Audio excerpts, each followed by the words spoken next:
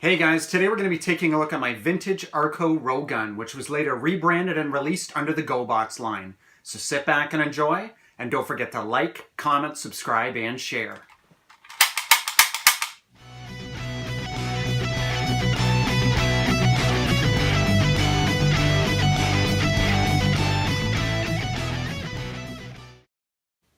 Hey guys, M here from Transformers and Video Games, and welcome back to the channel. As I mentioned earlier, today we're going to be taking a look at my vintage Arco RoGun, which was later licensed to Tonka and released under the GoBots branding as the GoBots RoGun.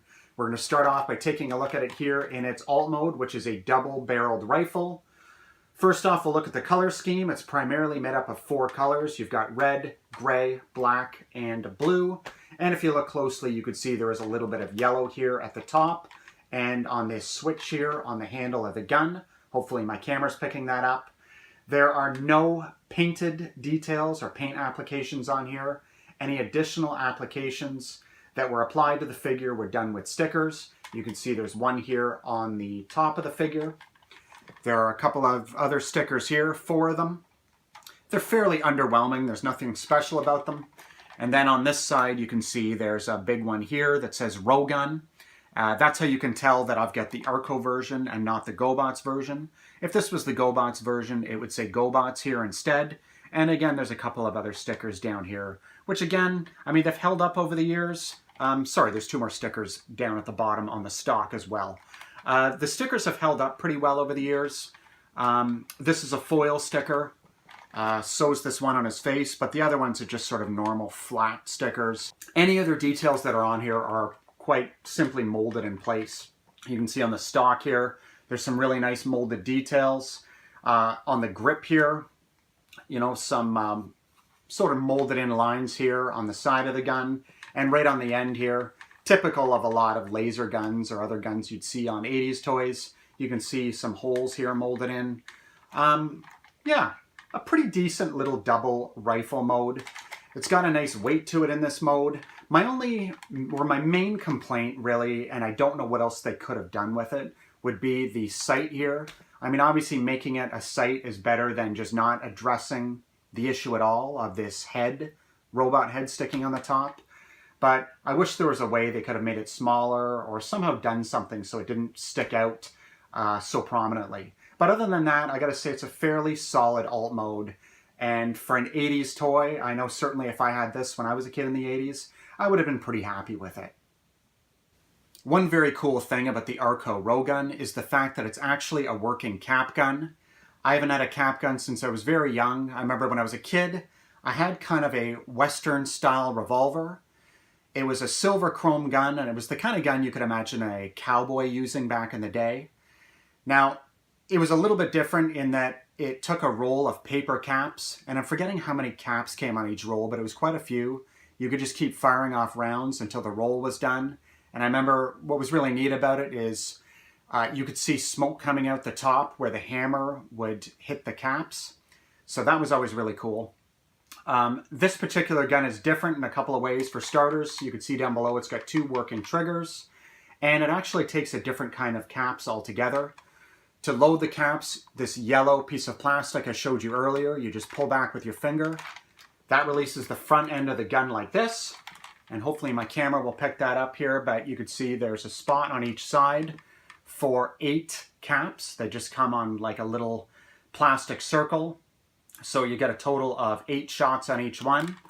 So once you've got the 2 rings of caps in here, you just close that up, and you can fire off 16 rounds using the 2 triggers down below. So I think that's a very cool play feature on this toy. Now we're going to move along to transformation, which, as I'm sure you can imagine, is fairly straightforward. You're going to start off by collapsing the stock, like this. Then you're going to collapse the barrel of the gun, or the double barrel, like that. Next, you're going to want to take a look at the handle here, and you can see this yellow switch here on the upper portion here. Move it up like that, just to release it. And it actually releases these 2 hooks here, which hook under the upper portion of the legs. And that just folds up over the double triggers. Now you're going to notice here that this is on a spring here, so the legs want to spring out to the sides, but it's being held in place by a pin down below. So if I just release that, the legs automatically spring out where they should be at the sides. Now the arms fold down like this, and then the last step is to rotate the head around, and that is the Arco RoGun in robot mode. Now that we've got it in robot mode, let's take a quick look at articulation.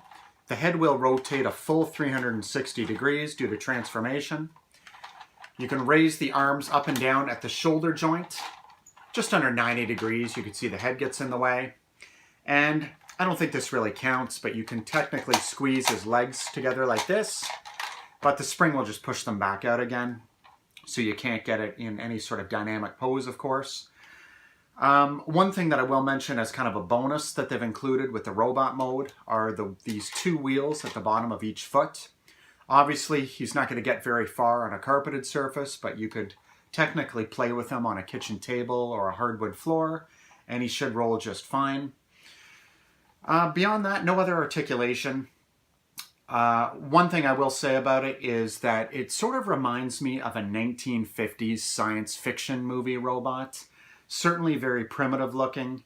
My major gripe, or I guess I'll say my two major gripes with this figure in robot mode, is the fact that he obviously doesn't have any hands, but of course that can be expected since it's just the barrel of the gun, and again it's just a very basic kid's toy. But my major beef with this figure is his face. I just find sticker faces to be really lazy, and GoBots aren't the only line of transforming robots that did this. Certainly the Transformers are guilty of this as well. People may choose to forget this, or the G1 cartoon may help us forget it, but certainly Ironhide and Ratchet had two of the worst looking sticker faces I can think of when it comes to Transformers or GoBots. Quite honestly, the sticker face for those two characters is honestly worse than the sticker face we've got here on RoGun. Also, one of the Power Dashers, if I'm not mistaken, had a sticker face. And for anybody not familiar with the Power Dashers, they were mail-away G1 Transformers. You would save up and cut out the robot points that came on each box, and you'd send them into Hasbro with a couple of dollars, and they would send you one of the mail-away figures.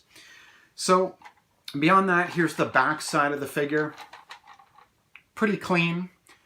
Hopefully my camera's picking this up here, but it says made in Macau on the back. So this is back before everything was just made in China. I gotta say the build quality is pretty good on this figure. I have no complaints about that. But again, it's a very basic 80s robot, and it looks, quite honestly, pretty primitive. I'm going to say even by 1980s Transformers and GoBots standards. Alright guys, well I think I've rambled on long enough about the GoBots RoGun. Now in conclusion, would I recommend adding one of these to your collection? This is one case when I would honestly say no, I would not recommend this figure to most adult collectors. The only people I would say that might be interested in picking this up would be serious GoBots enthusiasts, or people that just like guns that transform into robots. But this figure doesn't really fit in with any other figures from the GoBots or Transformers line.